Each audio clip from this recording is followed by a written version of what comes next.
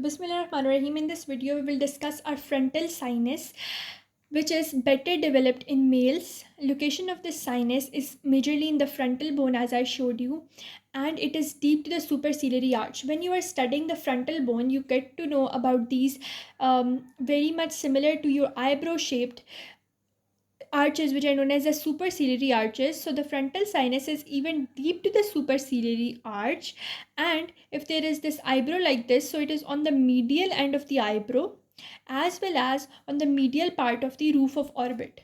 So deep to superciliary arch on the medial ends of our eyebrows and on the roof of the orbit, but on the medial side of the roof of the orbit you can find this frontal sinus.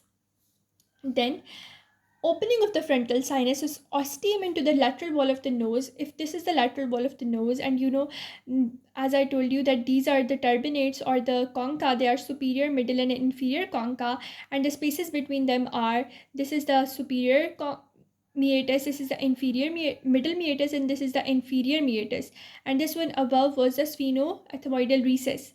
So now the middle meatus anterior to this height is semilunaris. This will be opening of the frontal sinus, and the opening will be either through the infundibulum or via the frontonasal duct.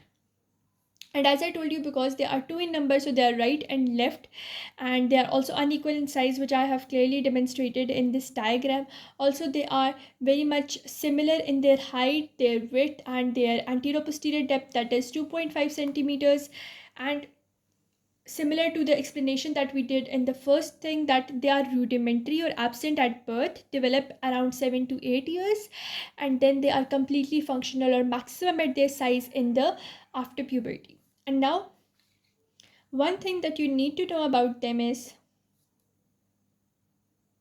because the sinus is related to the orbit, so the artery will be supraorbital artery, venous drainage will be in the supraorbital vein and into superior ophthalmic vein.